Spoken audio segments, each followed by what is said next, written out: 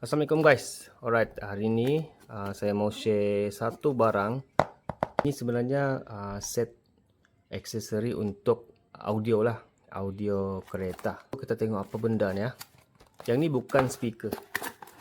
Cek. Okey, dia ada dia punya kabus-kabus.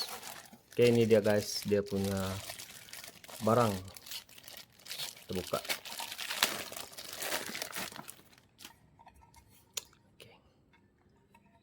Alright, apa yang kita boleh nampak di sini?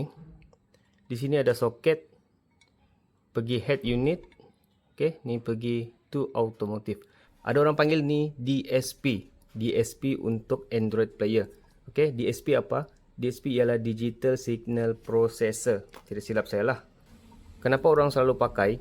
Sebab bila kebanyakan orang kan, kita beli Android player yang murah-murah.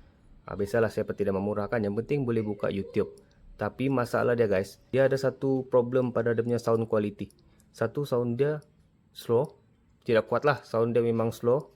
Kemudian sound dia kurang quality. So ada option lain, pilihan lain, kita boleh beli DSP external, kita panggil DSP luaran lah.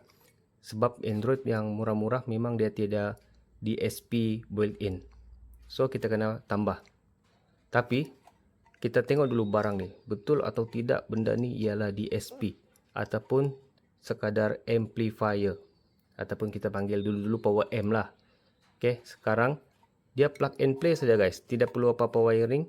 Macam ni, ni soket Android player ni. Okay, yang ni masuk, yang ni keluar. Yang ni keluar pergi player, yang ni masuk daripada soket tu lah. Nanti kita buat pemasangan, kita tunjuk. Kemudian yang merah ni untuk pergi subwoofer, okay, ataupun power amp lah. Yang ni pula full range output, untuk pergi full range. Okay, dia macam ni guys. Okay, belakang ni dia punya controller lah. Ini F untuk speaker depan, front volume. Ni belakang. M ni dia punya full range volume. Yang ni dia punya gain sound lah. Nanti kita try, kita tengok dulu macam mana function dia ni. Betul atau tidak boleh naikkan kualiti audio ataupun boleh tambah kuat lagi dia punya sound. Kita tidak tahu kan. So kita beli, yang ni murah aja guys.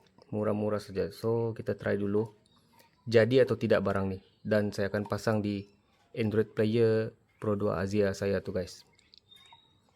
Okay, try dulu. Yang ni brand yang murah-murah aja. Kamu boleh tengok produk link yang saya tag di bawah. Okay guys,